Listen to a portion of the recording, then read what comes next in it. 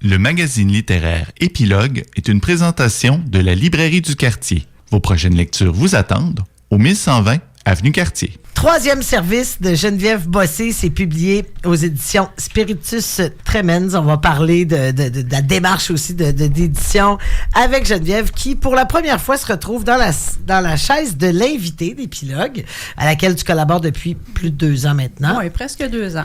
Et là, tu nous es arrivé. J'ai eu la chance, et là, je déclare tout mon intérêt. À l'hiver dernier, j'ai écrit quelque chose. Est-ce que... Puis là, j'ai la chance de faire partie de tes bêta-lecteurs. Donc, dans cette chance de commenter une première mouture du livre. Tu es une grande lectrice, Geneviève, grande critique qui vraiment, depuis longtemps, j'imagine, se pose la question, est-ce qu'un jour j'écrirai? Alors, avant d'aller dans le cœur même du livre, ce geste-là de publier pour toi, qu'est-ce que ça signifie cette semaine?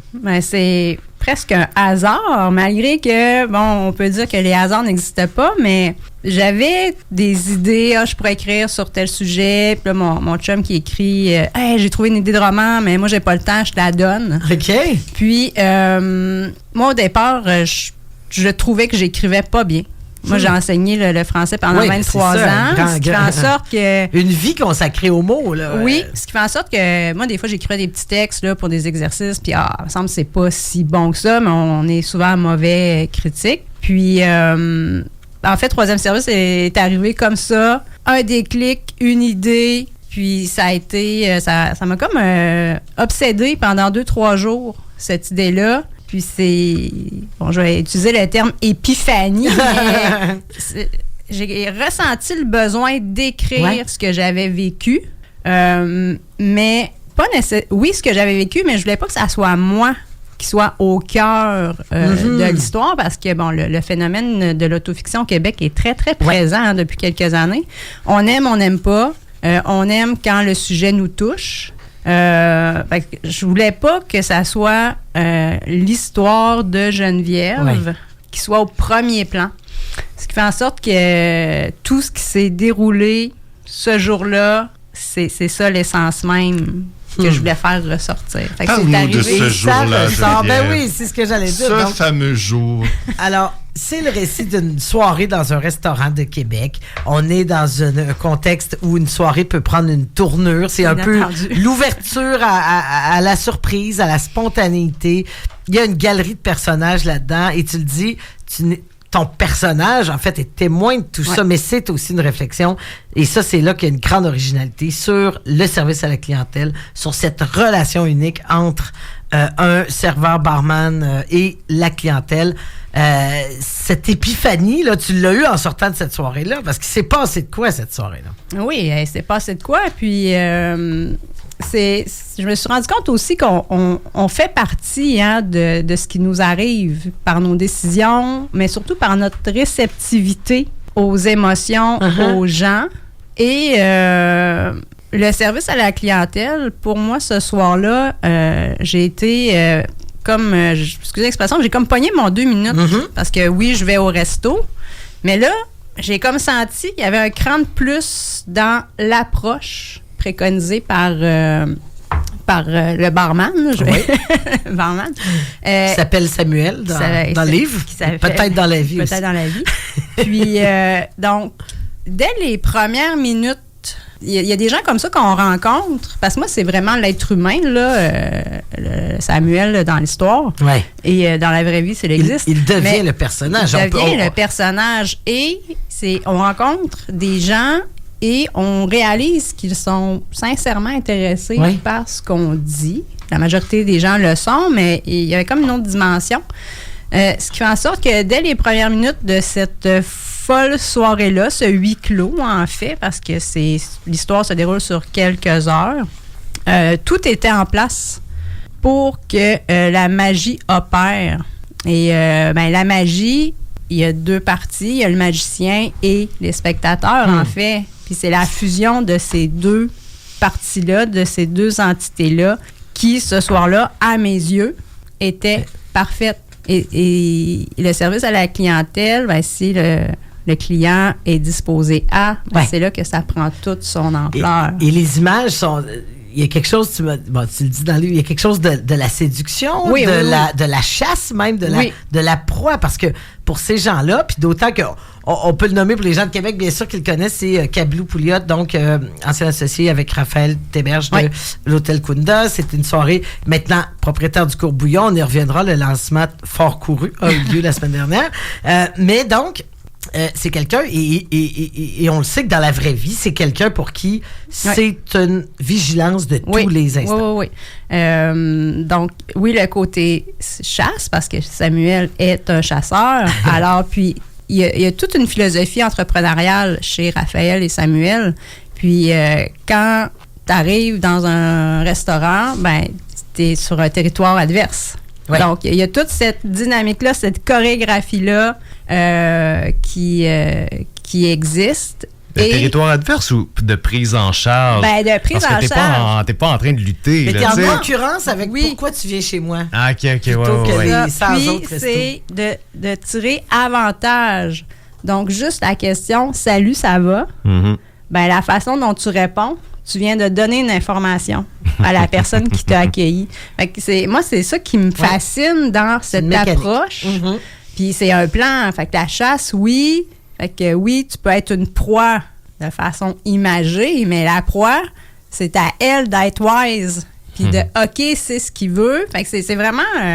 moi, je voulais que dans le roman, il y ait un genre de joute. Il y a une tension qui est beaucoup humoristique. Il y a un gros sourire en coin. Et les gens qui te connaissent, moi, on se connaît depuis pas si longtemps, mais moi, la première chose que j'ai dit comme commentaire, c'est je te reconnais ton petit œil rieur, là. Parce qu'il y a vraiment un sourire en coin. Il y a une grande observation des gens.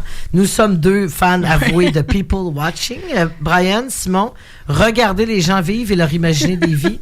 Comme le dit mon père, 2 yeux, un nez, une bouche, personne de pareil. Donc oui, on regarde toujours le monde. Oui, ben... Et s'imaginer leurs histoires et une soirée. Tu décris, je parlais d'une galerie de personnages, des habitués, des gens. Donc, il y a une espèce de... On présume des gens de ce qu'ils font, de qui ils sont, comment ils vont agir. Oui, puis, dans le roman, il y a des individus qui existeraient vraiment. Oui, Samuel, mais des clients, donc à qui j'ai demandé l'autorisation pour « veux-tu apparaître dans mon livre? » Mais il y en a d'autres, comme le fameux Yann. Yann a comme ma vie compliquée. Lui, je me suis basée sur certains individus qui étaient là ce soir-là. Fait que Yann, probablement qu'il existe quelque part dans la ville de Québec. Mais c'est vraiment un mélange de le gars avec la veste de jeans. Lui aussi, j'ai vraiment sa face, mais bon, j'ai modifié un peu son apparence. Mais c'est un amalgame de... Puis, tu sais, moi, je fais du people watching partout, là, en voyage. Des fois, mon chum et moi, on était assis. Ah, elle, c'est une chercheuse en physique. Ah, lui, c'est un notaire. Puis j'imagine des scènes. Ça, c'est un couple. Ça, c'est frères et sœurs. Ça, exact. C'est des ex. Donc, ce soir-là, pour une raison que j'ignore, j'ai vraiment regardé les gens, mais de façon exponentielle. Là. Comme si ton roman se préparait. Construisait. Oui, tout à fait. Grosse soirée de recherche et développement. Oui.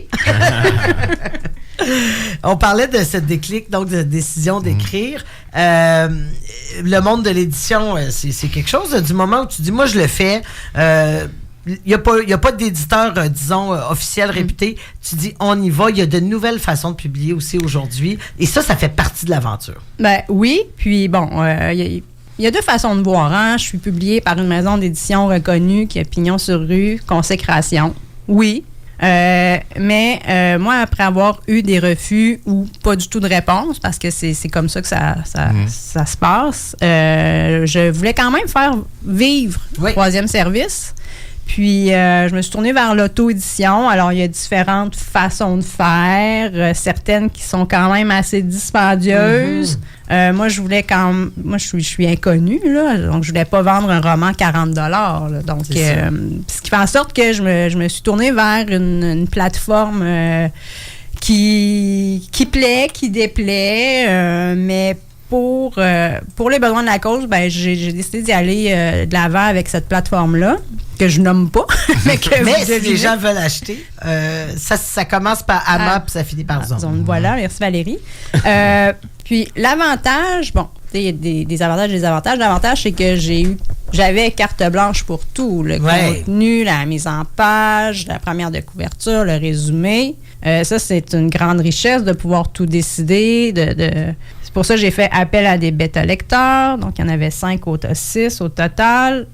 Donc, ces gens-là qui me connaissent sous différents angles, ben, c'est grâce à eux que j'ai pu ajuster. Fait que c'était comme mes directeurs éditoriaux, en fait, là, qui me disaient « Ah, ben ça accroche, ça, tu mens quand tu écris ça. » Fait que oui, c'est quand même un processus qui demande du temps. Puis, ben, on n'a pas la machine derrière nous, hein, qui fait de la pub, tout ça.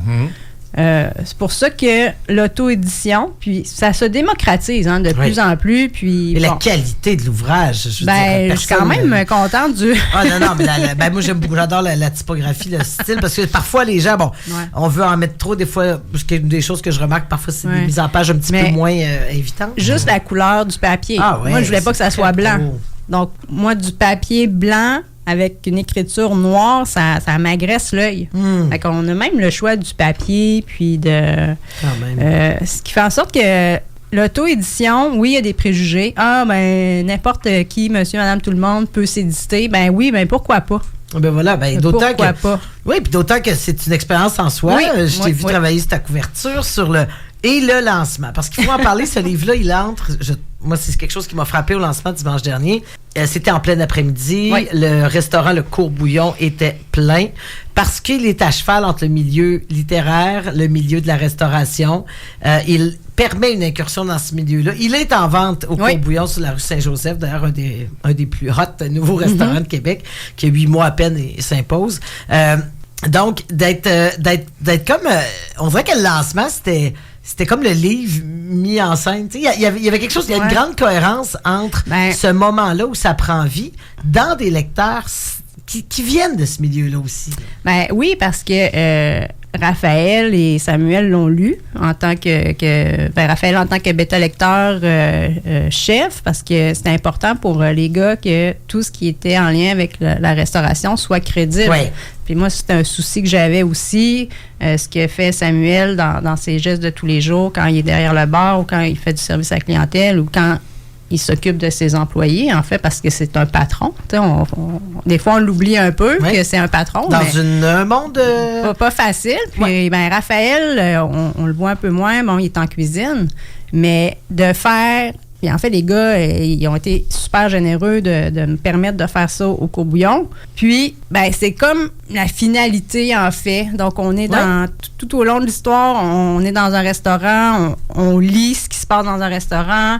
Puis, je pense qu'il y a un petit côté éducatif. Absolument. Parce que... On est vraiment dans les coulisses. Oui. Puis moi, depuis ce soir-là, quand je vais au resto, il y a plein de trucs que je remarque que je remarquais pas avant. Fait que moi, ça m'a vraiment instruit par rapport au service à la clientèle et à la restauration. Fait que faire ça au resto, puis comme tu le dis, moi, mes amis ne sont pas dans le monde de la restauration. Donc, les amis de Samuel et de Raphaël, baignent en majorité là-dedans. Fait que je trouvais que c'était un beau clin d'œil, en fait, de tenir l'événement dans un restaurant, puis de s'imprégner un peu. Oui, d'avoir ce décor, en fait, qui tout à fait cohérent avec ce livre. On lui souhaite une longue vie à Troisième Service. Ça intéresse tous les gens. Moi, quand j'en parle autour de moi, je le dis, c'est une idée. Moi, c'est quelque chose qui me frappe. C'est quoi l'histoire? C'est comment une soirée au resto peut bien virer. Et on a tous vécu ça à divers égards, particulièrement dans un contexte où la ville de Québec est une destination gourmande, où on paye de plus en plus cher pour aller au restaurant. Le choix est de plus en plus grand dans le bistronomique, gastronomique. Alors, c'est un art en soi et un art de l'écriture. Salut de Geneviève Bossé. Merci. Merci de t'être prêtée au jeu de l'invité aujourd'hui. Mais là, on va faire la pub quand même. Tu as dit que c'est en vente au Courbouillon. Oui. Tu as une page aussi sur les réseaux sociaux. Oui. Je me fais un petit site Internet là, où vous avez toutes les infos, l'histoire autour du roman, comment se le procurer, pourquoi je viens de le mettre en l'auto-édition. lien sur la publication d'aujourd'hui, sur la page Facebook et Instagram aussi de Épilogue Magazine littéraire de Séquoia. Mais tu as un site et sinon, tu es aussi sur les réseaux sociaux. Troisième Service, on peut te chercher. Oui, sinon... Le travail commence quand même. Le livre est un influenceur à lui-même. Là. Oui, j'ai un ami qui l'a lu au Mexique. Wow, c'est parti! J'ai vu ça hier sur Internet. Merci beaucoup, Geneviève. Merci.